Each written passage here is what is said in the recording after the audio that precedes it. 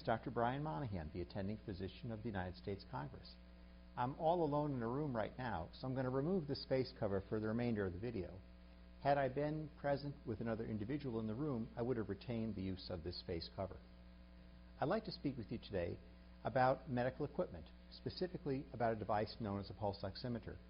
This may be an unfamiliar item to you, as it typically is not in most American households. The pulse oximeter device is a small device. Here I have one model with me. I'll show you a close-up in a video cutout that appears over my right shoulder.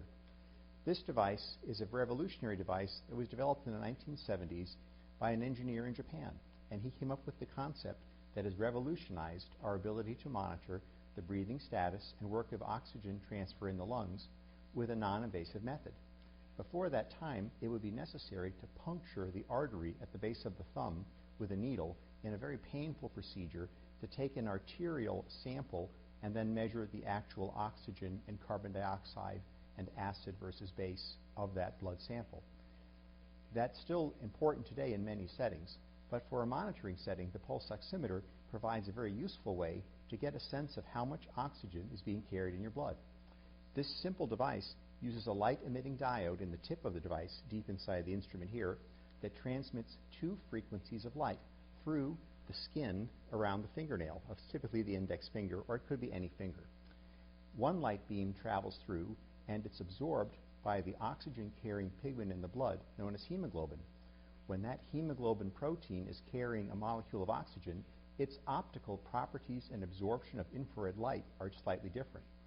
When the blood travels through the cells in the fingertip and gives up its oxygen, the hemoglobin molecule changes shape slightly. The result is its absorption of a different frequency of light, known as infrared, is slightly different.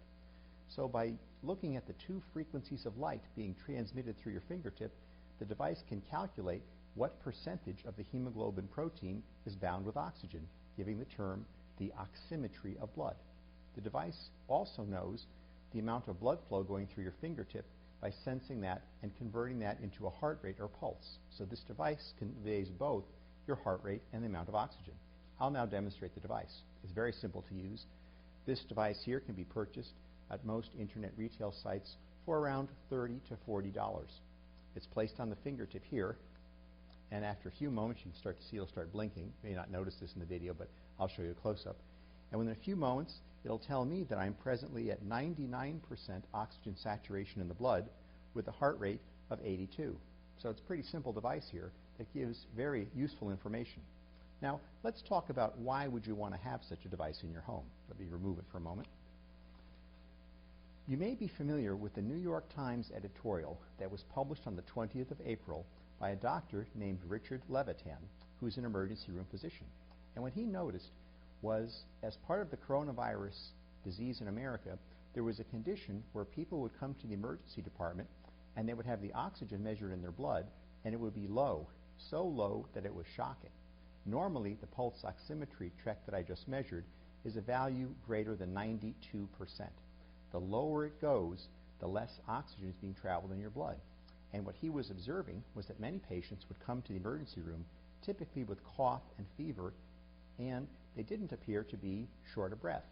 When their pulse oximetry was checked, it was a shockingly low value, much less than 92, and people couldn't understand exactly what was happening.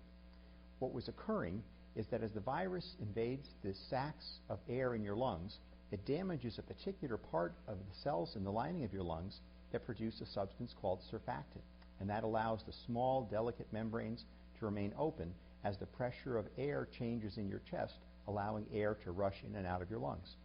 As these small sacs collapse because of loss of this surfactant, what can happen is there's no air going to that lung segment, and the amount of oxygen the amount of blood that travels through that area picks up less oxygen. This is called a shunt. So what happens is then your lung automatically detects this and compensates by slightly increasing the rate that you're breathing and the depth of the breath that you take, such that you're not aware of it. As long as your body can get rid of the carbon dioxide gas produced by the metabolism of your body, you won't notice anything is amiss unless you measure it. So what was happening is early in the coronavirus for some individuals, the virus began to invade the lung and cause difficulty with loss of these functional lung units. That led the oxygen in the blood to start to fall down low. It would start to fall down lower and lower, and each person would automatically compensate by taking faster rate of breathing and deeper breaths. Unfortunately, this helps the virus invade the lungs deeper and further with every breath, spreading the pneumonia and starting to make things worse. Eventually, many additional lung units become infected with the virus, and other inflammatory features start to change the normal, buoyant, very easily deformed stuff of the lung into a thickened and swollen membrane that becomes difficult to move with changes in air pressure and collapse of these small lung segments. Eventually what happens is the carbon dioxide level begins to rise in your blood, and the person then notices that they're short of breath and goes to the emergency department. By the time they arrive in the emergency department under these conditions, it's a desperate situation, and the person will quickly deteriorate in many instances. So Dr. Leviton's observation was that perhaps if people were home with fever and coughing, every once in a while they should check their pulse oximeter to find out how well are their lungs working. If the value was less than a number, for example, say 92%, they should go to the emergency room right then and there, because that would give doctors a greater opportunity to try to influence better oxygenation of their lungs before the process that I described of the faster and deeper breathing and the spread of the virus and loss of lung units and swelling of the lung and stiffness of the lung and retention of the carbon dioxide and the shortness of breath starts to happen. Once that cycle starts, it's very difficult to manage. So the observation of Dr. Leviton in this editorial was that every American household should purchase one of these devices and have it in their home. And you would just keep it there and use it in those instances where you had a fever more than 100.4 and you were coughing. You would just simply put this on your fingertip and look at your measurement of the oxygen saturation. And if it's like mine right now, 98%, that's normal, and you would just take it off and put it away. And from time to time, you would check this. If you were having shortness of breath, you could check it also.